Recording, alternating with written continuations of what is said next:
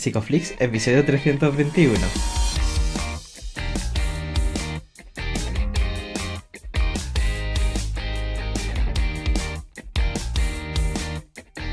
Bienvenidos a Psicoflix, un podcast para psicólogos y psicólogas, un podcast donde entre todos buscamos ser cada vez mejores profesionales de la psicología. Aquí hablamos de todas las estrategias, técnicas y noticias de la psicología contemporánea, pero siempre con la evidencia científica que nos gusta defender. Hoy estamos emitiendo nuestro episodio número 321, en el que vamos a hablar de la metástasis del yo. Pero antes, recordaros que en psicoflix.com podéis registraros y acceder a nuestra newsletter gratuita. Bueno, bienvenidos al podcast, muchas gracias por estar aquí, yo soy Ye. ¿Qué tal Darío? ¿Qué tal Juanjo? ¿Cómo estáis? Muy bien. ¿Qué tal? Muy buena. Nada, un placer volver aquí, que hacía ya tiempo que no me pasaba y bueno, pues hoy tenemos un tema interesante por delante. Vamos a hablar de nuestros resbalones y creo que puede ser de ayuda porque vamos a hablar de un personaje muy familiar, muy de andar por casa, en el que quizás nos identifiquemos todos. Así que, bueno, ¿cómo estáis vosotros? ¿Qué tal va todo? Muy bien. Último episodio del año. También el episodio que viene antes de la Navidad, para quien la celebre. A mí sí me gusta, la verdad. Es una época que puedo disfrutar en ciertos momentos, aunque entiendo que no es así para todo el mundo. Lo que sí es para todo el mundo es la suscripción, que está abierta. Dios mío. Ay, no puedo evitar ser un meme andante. Sí, es verdad, la suscripción está abierta en psicoflix.com hasta el día 23 de diciembre. Que la verdad que lo he hilado y me estoy riendo sobre la marcha. Bueno, pues si estás escuchando este episodio después de que haya cerrado, te vas también a psicoflix.com, te suscribes a la newsletter y por ahí te iremos avisando. Hemos abierto breve, antes de que termine el año, que no llegará a 10 días, ¿no? De apertura de la suscripción, ¿verdad? Sí.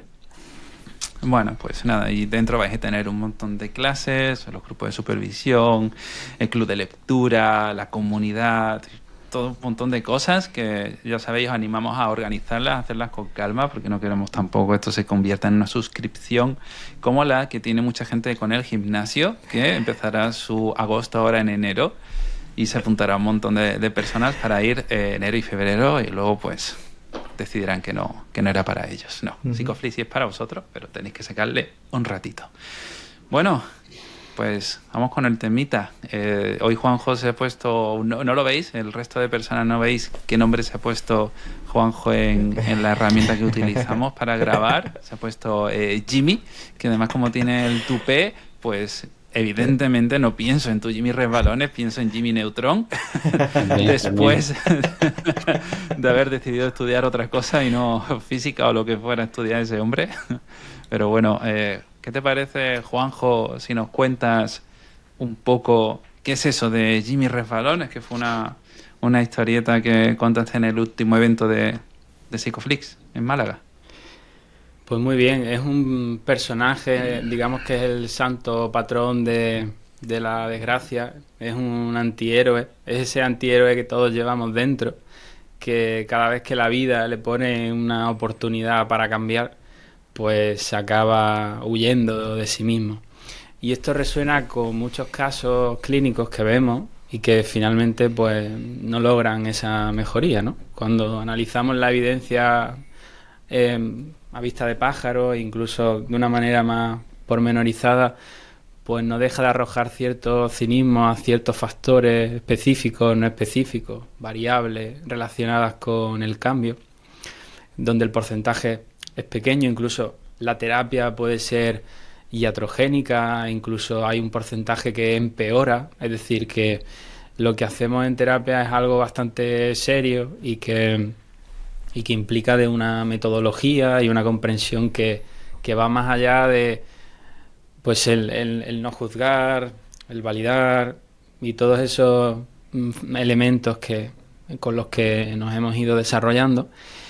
Y digamos que la figura de Jimmy se materializa en una serie que recientemente he visto, que se llama Better Call Saul. La verdad que es una serie que empecé a ver hace mucho tiempo, que no me llegó a enganchar y bueno, le di una oportunidad y al final, a la mitad, al final, digamos que se conectan muy bien ciertos puntos y el personaje, pues tampoco quiero hacer spoilers, ¿no? Simplemente me inspira esa, eh, digamos, lo que destila el que no somos casos únicos, ¿no?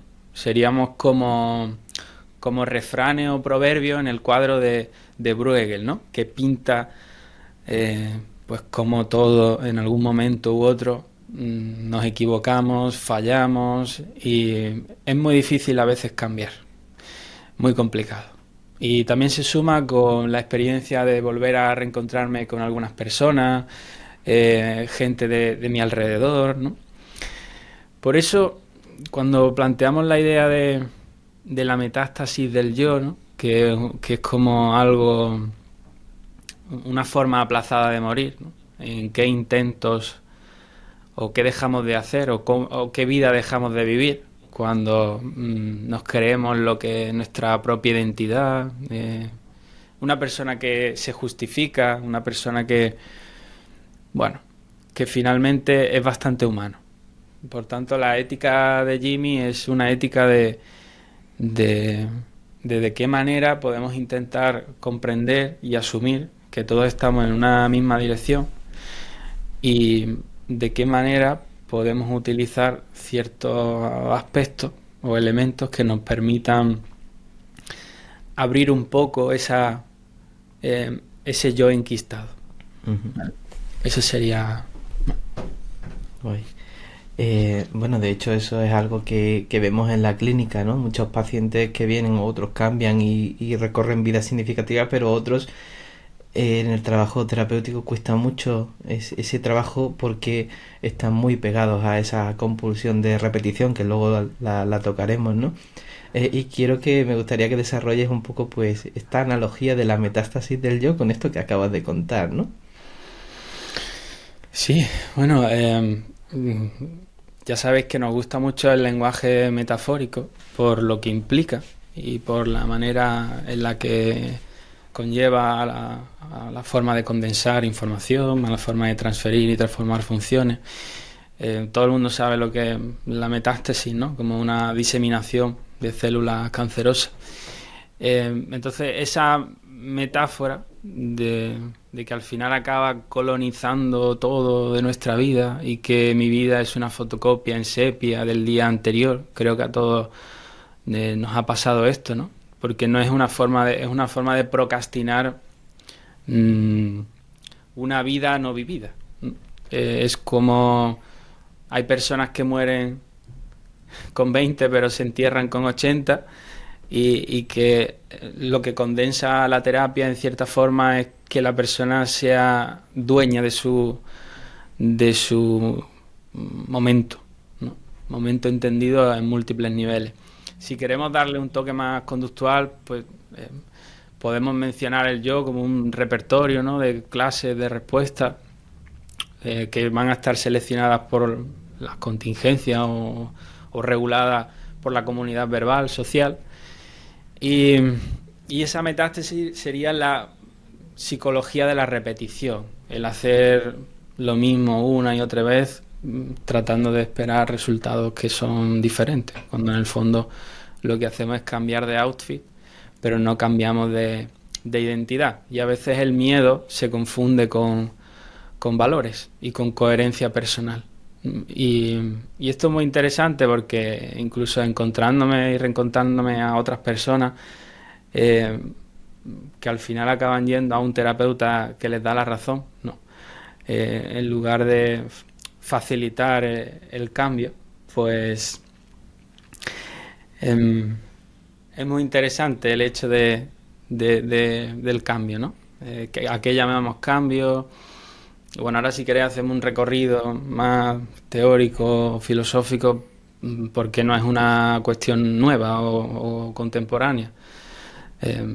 Pero hay salida, es decir, la idea del capítulo es desesperanzar para luego crear una esperanza creativa, ¿no? Dentro de todo eso. Es difícil que con una hora de sesión podamos generar un verdadero impacto en la persona que tenemos delante. Sobre todo si, aunque tú seas ese terapeuta que le confronta, luego tiene a su alrededor a personas que le sostienen, ¿no? Que le mantienen ciertas conductas que son problemáticas y a lo mejor no personas. También redes sociales, herramientas, bueno, todo, ¿no? Lo que hay ahora mismo a nuestro alrededor. Esto generará impotencia dentro del terapeuta. ¿Qué hacemos con esa impotencia? ¿La sostenemos o le hacemos caso para intentar hacer algo más grande? ¿Hacia dónde tenemos que apuntar el terapeuta, ¿no? En ese equilibrio de la búsqueda del cambio individual y el cambio social, que es muy difícil de sostener. Bueno, ahí digamos que lo que tú planteas, que está muy bien conectado con las macrocontingencias y con la esencia del cambio. En muchas ocasiones, incluso la puerta de entrada es como una especie de contracultura. Es decir, de qué manera hacemos de la terapia un espacio de entrenar un nuevo repertorio que no sea metastásico, es decir, que tenga una mayor diversidad, que no se enquiste y que sea capaz de ser dinámico, de moverse, de fluctuar, en lugar de justificarse, ¿no? Digamos que la metástasis aparece cuando una persona pues lo que hace es justificarse ante cualquier posibilidad de cambio, y lo que decía antes, cambiar de topografía o de outfit o de perfeccionar esa problemática hasta tal nivel que incluso se confunde con autocuidado o incluso con coherencia personal o miedo.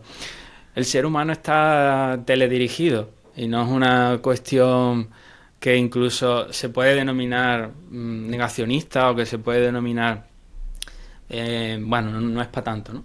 Pero digamos que el contexto te angustia y te asfixia hasta tal forma en el que tú tengas que llevar una vida prefijada o una vida prefabricada o una vida uniformada en la que la comunidad, como has dicho, social, verbal o el entorno de las redes, lo que promueven es una tipología de vida en serie que te encapsula a no vivir de una manera consciente. Y digamos que lo que hace el terapeuta, las soluciones, es decir, que yo no soy nadie para proponer soluciones, eso ya de entrada, ¿no? Pero un terapeuta que conoce y comprende cómo está diseñado el pagar una vivienda, cómo está diseñado incluso la formación, ¿no? Cómo lo que nos enseña en centros universitarios o en entornos va dirigido o tiene unos intereses detrás sobre cómo vivir y qué hacer. Pues lo que puede hacer el terapeuta es tratar de aumentar la probabilidad de cambiar su entorno más próximo. Es decir, un pequeño cambio, una pequeña ficha de ajedrez que pueda mover otra dentro de un tiempo, ¿no? En lugar de, como la metáfora que suelo usar, si yo tengo una agua en mi casa y simplemente la friego, en lugar de ver la tubería que se ha roto, entonces tendríamos que pensar a un nivel, salirnos de la consulta y ver todo el entramado, todo el decorado social, toda esa arquitectura que hay alrededor que hacen que se mantenga, que yo prefiera, después de estar 4 horas, como una persona que yo vi, 4 horas de desplazarse al día para trabajar, 2 para ir, 2 para volver, así de lunes a viernes, para trabajar debajo de un foco durante 10 horas y así durante toda la vida, ¿no? Pues lo normal que cuando esa persona llega a casa quiera anestesiarse, quiera ver Netflix o quiera hacer cualquier otra cosa que no sea pensar en su propia miseria o pensar en que no está haciendo lo que quiere y que incluso, aunque quisiera o pudiese, no va a poder salir de ahí. Y ahí hablamos ya de conciencia de clase, hablamos también de cómo lo material influye, cómo esa circunstancia orteguiana pues no es que sea una parte importante, sino es que es la parte. Por eso cuando hacemos psicoterapia, y aquí es donde voy a tratar de rescatar un legado más humanista para el psicoterapeuta, que sea capaz de pensar de una manera interconectada con otras disciplinas, humanidades, etcétera, porque si no acaba viendo a la persona como una avería dentro de una cadena de montaje, de producción, al servicio del mantenimiento del status quo. Entonces, y ya aquí surge la pregunta, la incógnita, ya voy calentando. Ya va arrancando el motor. Voy entrando. De si la psicoterapia domestica la variabilidad individual y si mantiene ese status quo.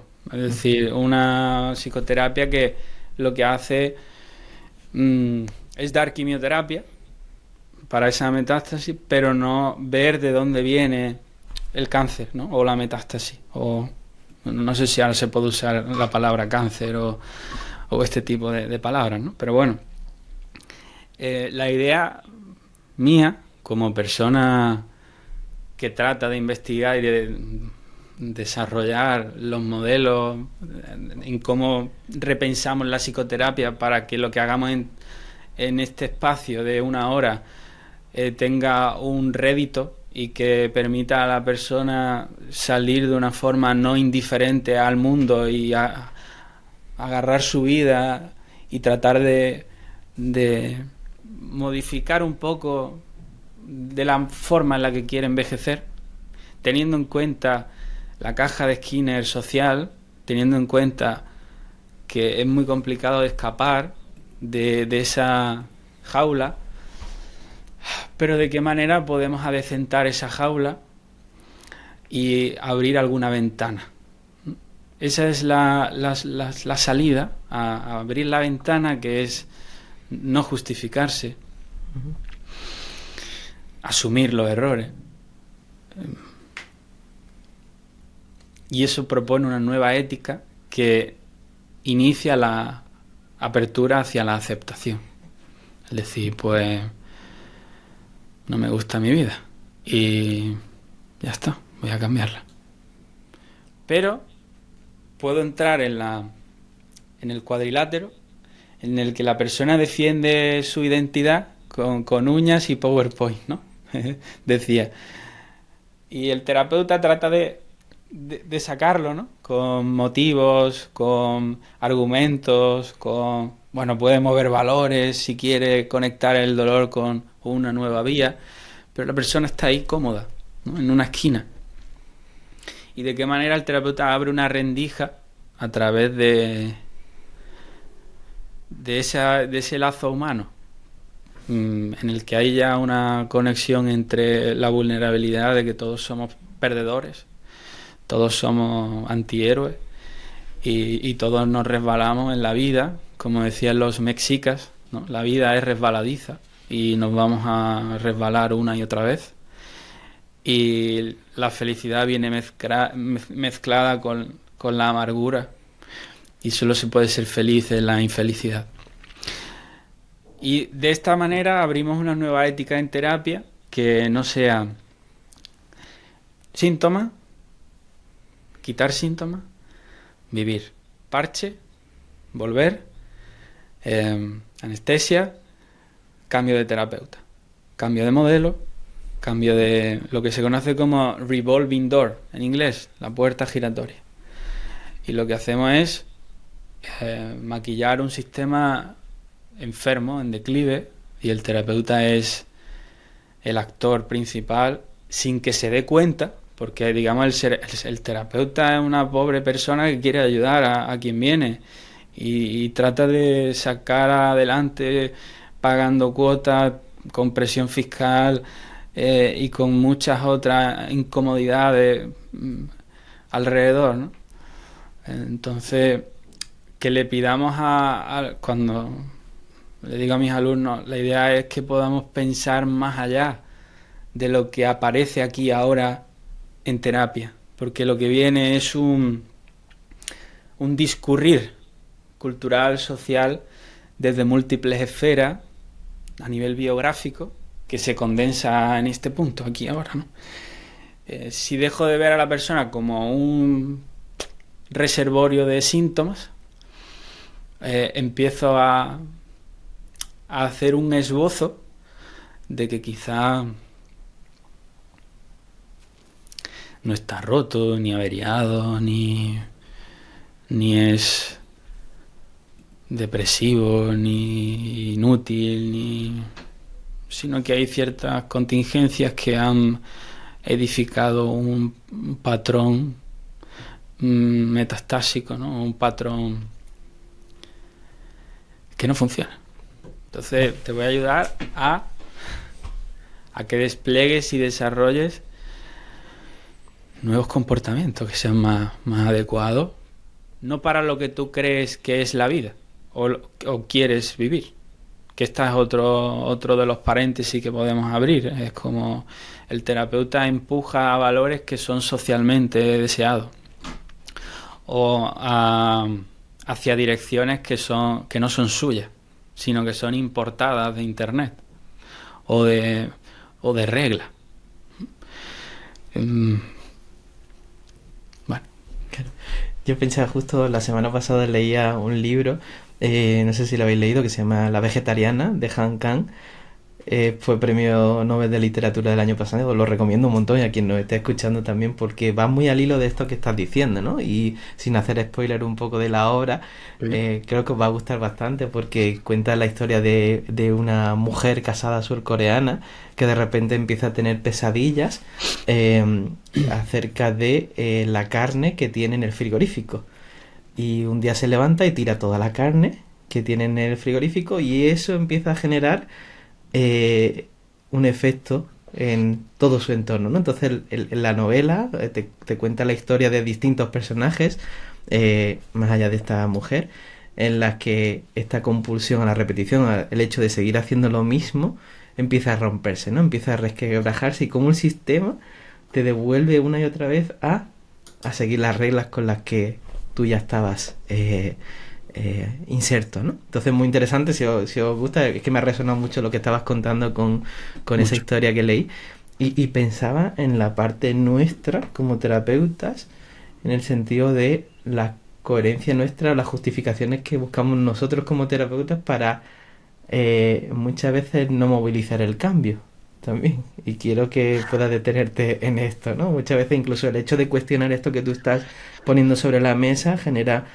mucha defensa.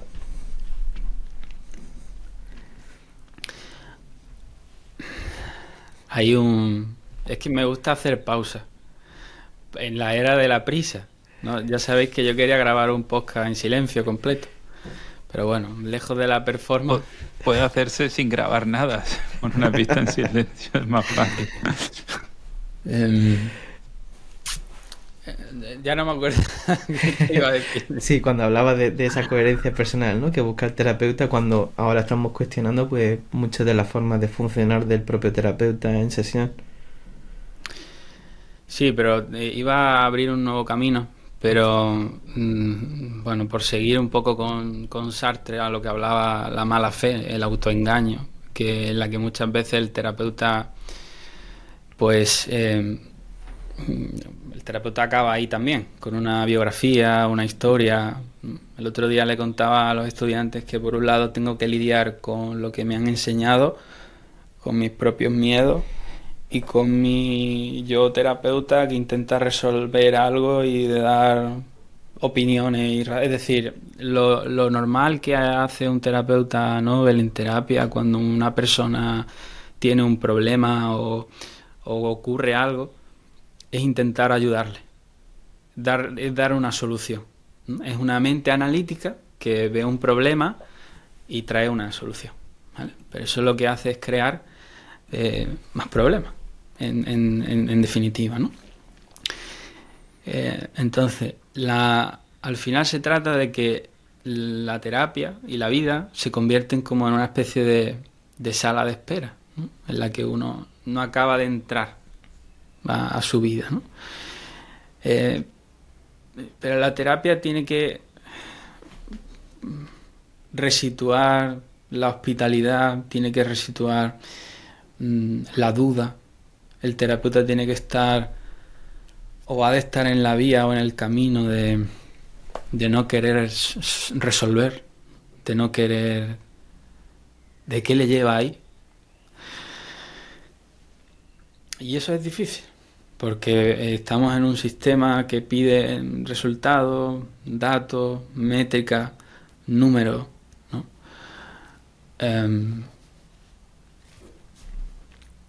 Entonces, bueno, sé que no he contestado, pero me puedes hacer otra vez la pregunta. Sí, pensaba en esa coherencia personal que mantiene el terapeuta constantemente, cuando incluso ahora en el podcast pues estamos cuestionando formas de funcionar nuestras, ¿no? El terapeuta que se deforma formándose, el terapeuta que tiene su propia coherencia, efectivamente, ¿no? El terapeuta que tiene un guión, ¿no? Y ese guión además no forma parte de él. Ese guión viene dado.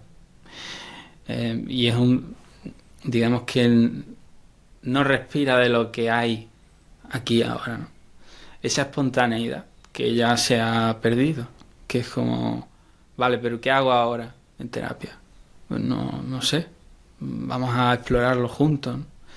Pero hay que tener como un backup, hay que tener cosas dispuestas, armadas, que le permitan al terapeuta ser coherente con lo que todo el mundo le ha ido moldeando. De eres bueno o eres... Ese es el problema en el que incurrimos cuando... reforzamos características internas y no conductas observables, ¿no? Conductas ligadas a acciones, ¿no? Por ejemplo, una persona a la que le digo qué gracioso eres o qué guapo eres o nunca envejeces, ¿no? El intentar reforzar características internas moldean un comportamiento en el que ciertos patrones a día de hoy obtienen oxígeno cultural. Por eso es mejor reforzar, pues me ha gustado mucho nuestra conversación de hoy, o gracias por venir, aún estar muy, muy liado, porque eso genera otro nuevo repertorio, no basado en esa coherencia interna de miedos, reglas, circunstancias problemáticas. Y esa coherencia se va desarmando en la medida en que empezamos a habitar fuera y menos dentro, ¿no? O sea, al final el cambio ocurre ahí, en ese espacio liminal. No sé si estáis viendo Pluribus. ¿No? Yo he visto el primer capítulo. El primer capítulo, que es también creo, ¿no? De los mismos creadores que Breaking Bad y Better Call Saul. Y como no, pues tiene su mensaje de fondo. No sé si sabes de qué va un poco. No la conozco. Hay, sin hacer mucho spoiler, porque esto se ve en el primer episodio, hay un virus extraterrestre que contagia a toda la humanidad y los hace de mente colmena, salvo a algunas personas. Y hay una protagonista que, bueno, pues se ve en esa situación y decide hacer cosas. Con esa mente colmena todo funciona muy bien. Hay una escena, segundo episodio, Juanjo, tienes que verlo. Que hay que pagar, y no me apetece pagar. Podemos hablar para que no lo hagas, pero eso después del podcast. Bueno, vale. Hay una escena en la que pues hay un personaje que va como moviéndose, se le ve como en diferentes secuencias y todo el mundo se va moviendo para que la persona siga avanzando. Y ves cómo está todo el mundo en completa coordinación y en silencio. Todo funciona muy bien. Vale. Y en realidad eso es un mensaje muy interesante en el que este virus, que son personas, se defienden, todos hablan, digamos que todo el mundo es la misma persona y te venden esa idea de que todo funciona muy bien. Y efectivamente todo funciona muy bien. No hay asesinatos, no hay robos, no hay nada en esta sociedad. Pero la persona que está viendo todo ese percal dice, hostia, esto no puede ser, porque hemos perdido nuestra identidad. Y esto te lo relaciono con una vez que me pasó en consulta una persona que me decía que no tenía WhatsApp. Ahora lo relaciono.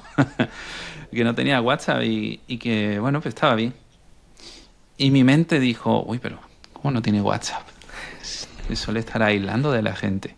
Estará haciendo que sus redes sociales se vean un poco truncadas. Claro, yo también vivo en este mundo. Las redes sociales, sí, cierto, tienen sus cosas aparentemente buenas, ¿no? Y todas muchas malas. El sistema tiene muchas cosas buenas, pero las que son malas son perversas y están ocultas. Entonces es difícil a veces entrar en ese sistema que de verdad tiene muy buena pinta. Y siendo tú una persona diferente. Cuando una persona viene a consulta y estamos removiéndola un poco, también se tiene que enfrentar a romper reglas que aparentemente funcionan muy bien dentro del contexto en el que se mueve. Y eso es un verdadero reto, que yo creo que es algo que en Pluribus se está tocando, tenéis que verla. Entonces, esa parte me parece que complicada de gestionar o de sostener. Juanjo, no sé qué piensas. Bueno, encierra esto un camino, ¿no? En la que me viene Aldous Huxley, ¿no? a la mente, en el que pues al final no necesitamos ese panóptico de Jeremy Bentham, sino que ya lo tenemos nosotros instalado dentro, ¿no? Nosotros nos autovigilamos y el terapeuta a veces solo refuerza ese personaje y la identidad se va como momificándose. Y a día de hoy no necesitamos algoritmos para controlarnos. Al final nos controlamos solos. Y el entorno ofrece ese escenario en el que yo he estado, de estar un mes inmóvil y el entorno castigar eso, ¿no? Y al final se trata de que la terapia, bueno, para empezar habría que ver qué le lleva a esa persona a desconectarse, ver si realmente está haciéndolo bajo control apetitivo o aversivo o si hay algo de lo que quiera huir, y esa es una de las formas de hacerlo, porque también hay personas que yo no puedo quitarme una red social y hacer apología de que me he quitado la red social, porque eso es patrocinar el detox digital, ¿no? Esto es algo más silencioso, es algo que no tiene que ver con promoverlo, ¿no? Pero el mundo está hecho para que tengas una app.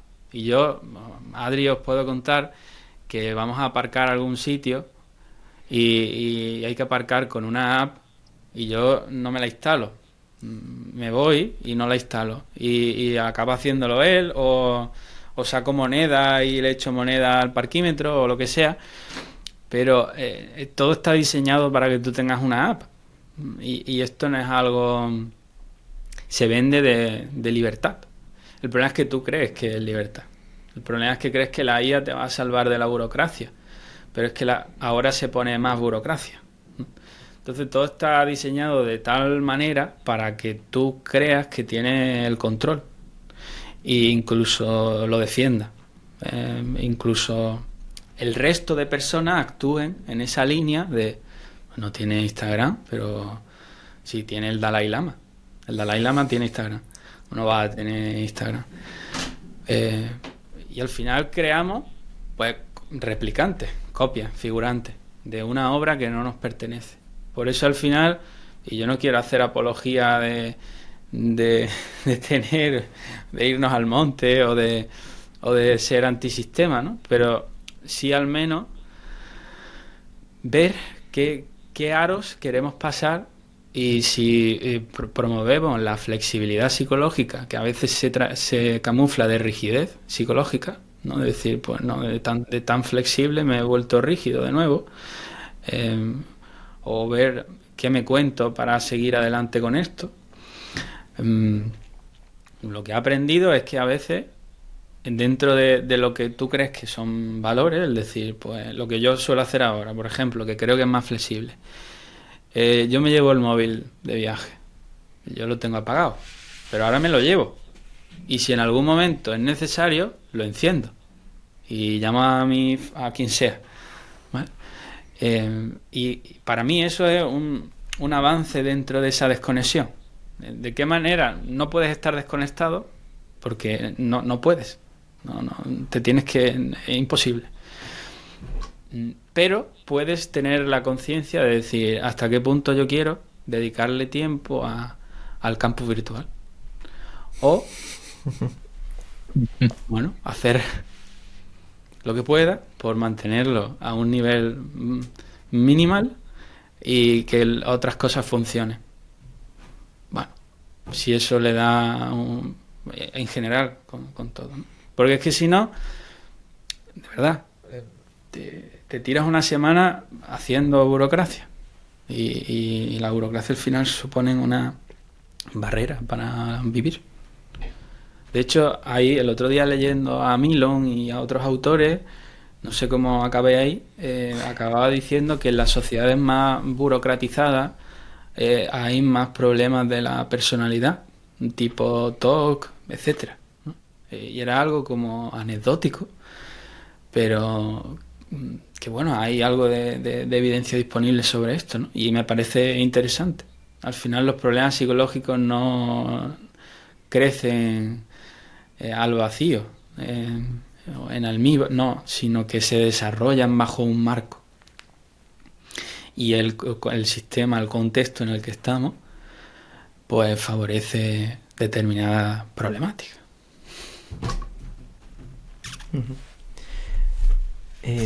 Ya has dado algunas pinceladas en el episodio, pero quiero que hables de esos antídotos, ¿no? Esa quimioterapia de la que mencionabas al principio para esa metástasis del yo.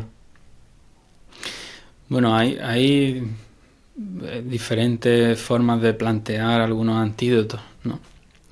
Una de ellas, pues, es esa flexibilidad, es esa apertura a la experiencia, a lo que se conoce como el selfing, ¿no? El estar abierto a desconfiar de tu propia narrativa.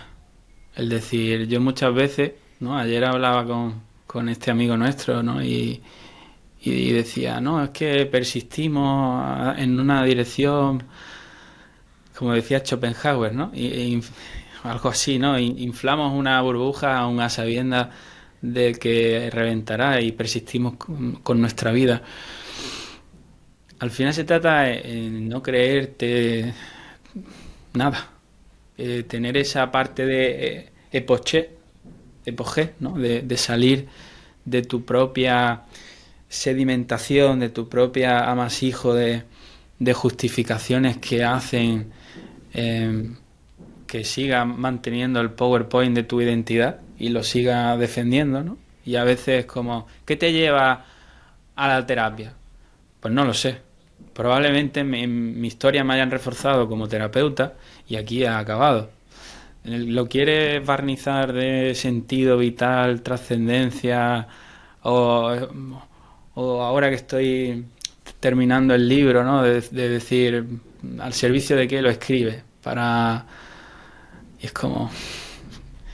Acaba en un nihilismo optimista que le da ligereza a la vida y que te abre una posibilidad de estar mejor y de fluir. Sería el yo móvil que no se justifica, que asume sus errores, que no quiere triunfar, sino que entiende que es un perdedor y que en ese camino, pues igual le va bien en algunos aspectos, pero asume que le va a ir mal en otros, ¿no? Y aparecerán problemas de salud y aparecerán problemas en la familia y no hay un éxito como tal, porque todos seremos anónimos dentro de 100 años. Y creo que asumir eso nos posiciona en un plano que nos permite tener una intervención más comunitaria, de ayuda mutua, de cooperación, en lugar de...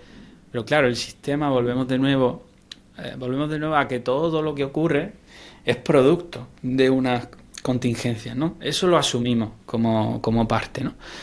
No entendemos que algo aparece de la nada, surge de repente una carencia de serotonina o aparece la depresión, ¿no? La depresión es un elemento ontológico que implica el ser, implica el sentido vital, implica mi propia biografía, mi narrativa, la precariedad, una suma de todos esos elementos, ¿no? Por tanto, implica asumir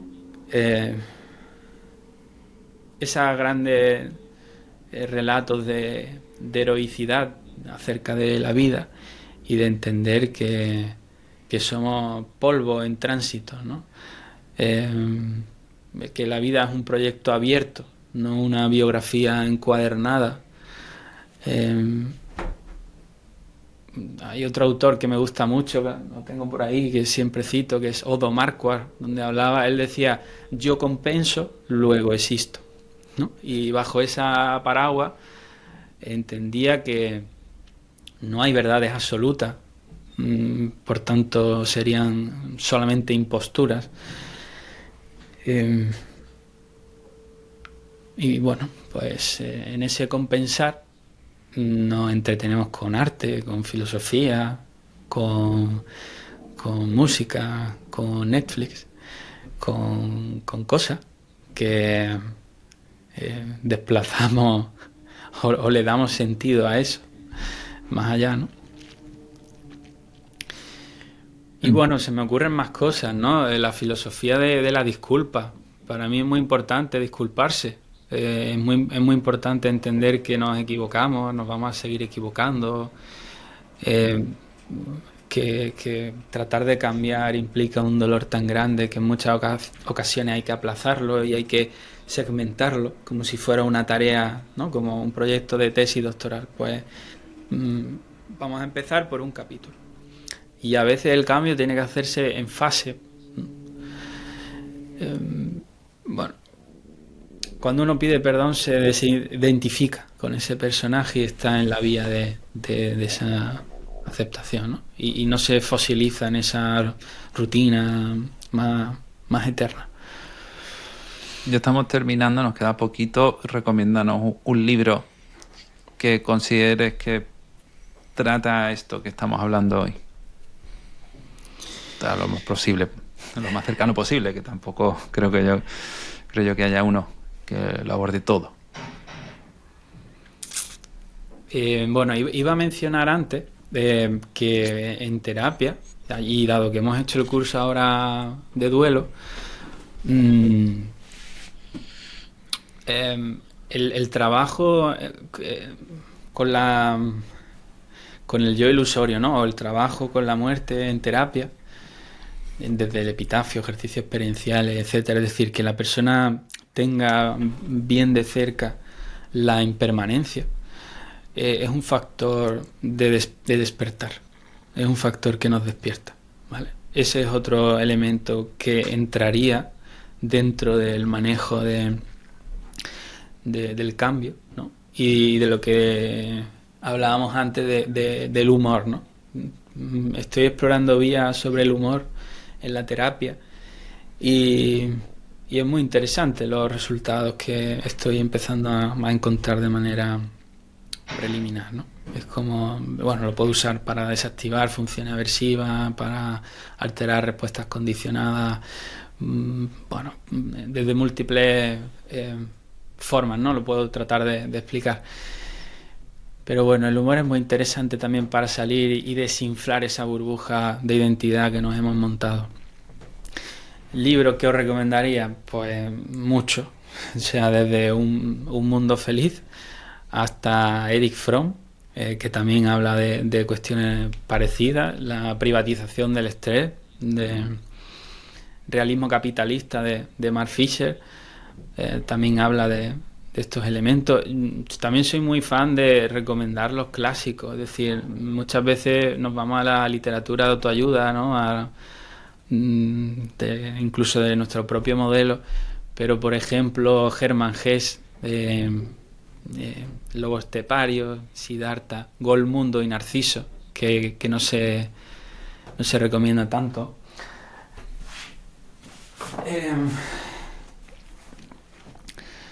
El juego de los avalorios, también de Hermann Hesse. Bueno, La náusea de nuestro amigo Juan Pablo. A todo de Irving Yalom, lo recomiendo. A Bauman. Yo le pedí uno, pero... Bueno, los ensayos de Montaigne son... La paradoja de la elección. Tremendo. El arte de la prudencia de Baltasar Gracián. Sí, muy bueno, eso sí lo he leído. Bueno, no sé si se ve, de Schopenhauer, se llama Eudaimonología. Eudaimonología, cultura y simulacro de Baudrillard, La sociedad del espectáculo. Bueno, son libros interesantes, ¿no? Y el cine es importante también. El cine abre camino. A mí me gusta mucho Sorrentino, yo lo recomiendo, todas sus películas. Y bueno, no sé si... Ahora que la gente tenga otra vida para leerse tus libros y los que ellos tengan en su lista a los que le hayan recomendado por aquí. Sí, a ver, yo tengo en las clases, voy y leo un libro, leo un pasaje, siempre en cada clase voy y leo un pasaje de un libro, ¿no? De Nuncio Ordine, otro autor que tenéis que conocer, ¿no? La utilidad de lo inútil, No somos islas. Bueno, tiene un libro que se llama Clásicos para la vida, donde hace un libro de fragmentos de clásicos, ¿no? Entonces voy un día con Shakespeare, otro día con Cervantes, y claro, yo les digo que es importante leer, ¿no? El tener un libro a mano, manual, y lo que implica eso, ¿no?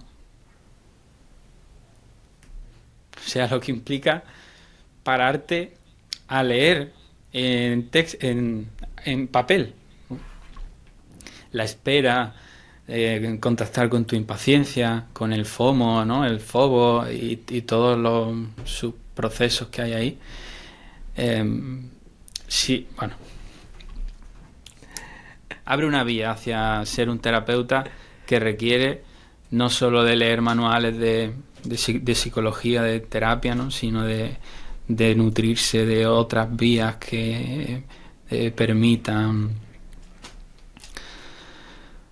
ver más allá de lo que tiene delante y favorecer la espera, la demora, la escucha. Eso hace la lectura. Pero si le pedimos un resumen al chat o a lo que sea, pues tendremos fragmentos de... Bueno. Dejaremos todos esos libros en las notas y también por correo, que ahora mandamos los episodios por correo para que la gente tenga los key points, ¿no? Las palabras, los puntos clave de cada episodio, pero que los pueda ver con la pausa. El otro día no sé quién era, nos etiquetaba en redes y escuchaba el podcast mientras entrenaba, que me parece fantástico, fondos, ¿eh? ¿no? Que, claro. Y me parece muy guay, ¿no? Pues que se tomen la pausa para escuchar lo que hablamos aquí, que no sea un contenido rápido, sino que haya conciencia en todo lo que comentamos.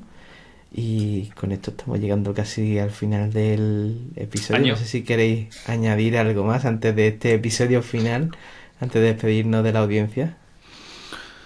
Sí, daríame una última consulta. Te pregunto ahora por una serie.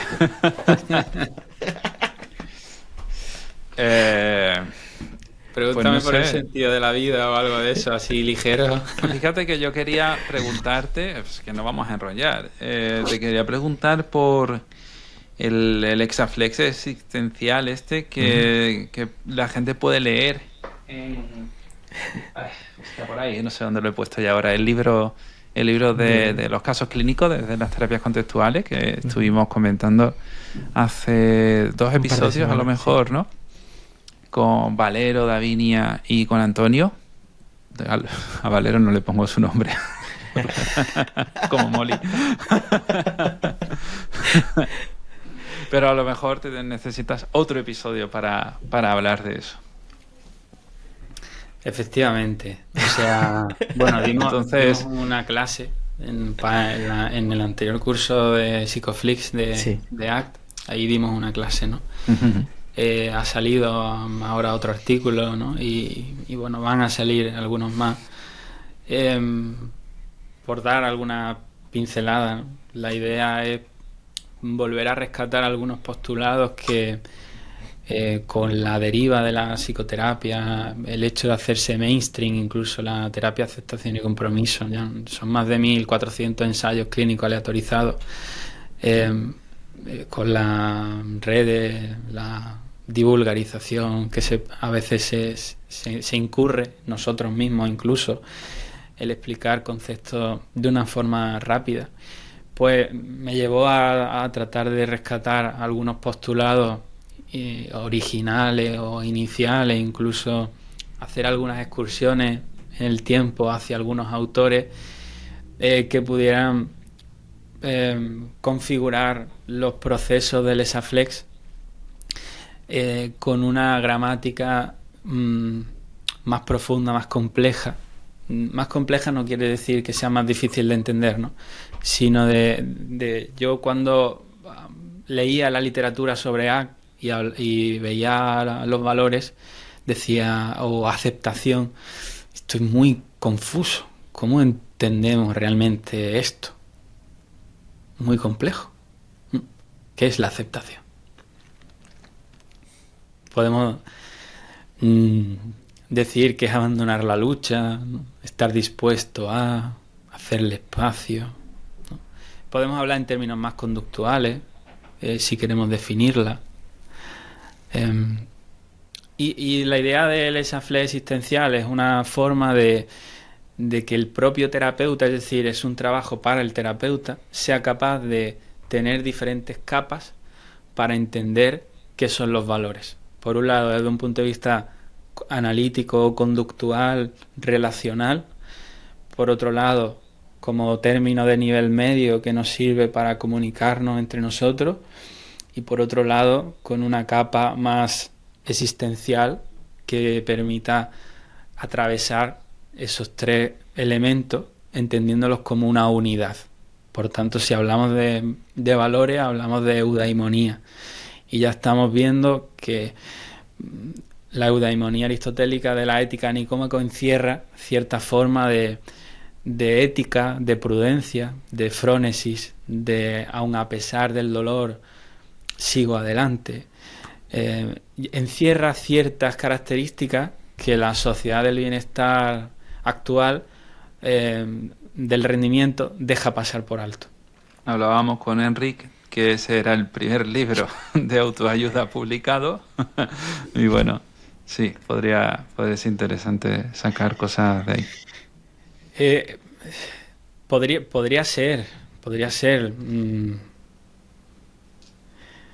Bueno, luego hay otra... bueno, es que para no entrar... se me abren ventanas, ¿no? Bueno, pues lo podemos dejar por aquí. En la mente de Juanjo. Lo podemos dejar por aquí. Lo tenéis ahí y os hablaré, vamos a hacer un capítulo entero, ¿vale? Venga. Donde yo pueda desglosar que el trabajo para el psicoterapeuta y cómo podemos hacer las intervenciones lo más profundas y fundamentadas posible, siguiendo, por un lado, una nomenclatura conductual, pero sin perder de vista un prisma existencial, filosófico y basado en ACT, ¿no? Uh-huh. Maravilloso. Pues dejaremos la referencia también del libro aquí y estaremos atentos a ese episodio. Ya a la vuelta del año que viene, ya en 2026, haremos ese episodio.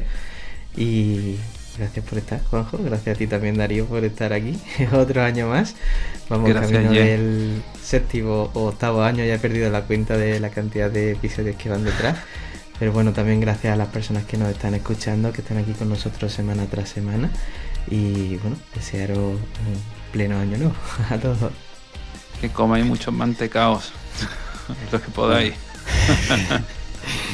Que disfrutéis el rito de paso de final de año. Muchas gracias. a ti que estás ahí escuchando. Y nada, que nosotros nos vemos a la vuelta en enero con un nuevo episodio aquí en psicoflip.com, en Spotify, en iTunes, en iVoox y en YouTube. Hasta luego. Hasta luego.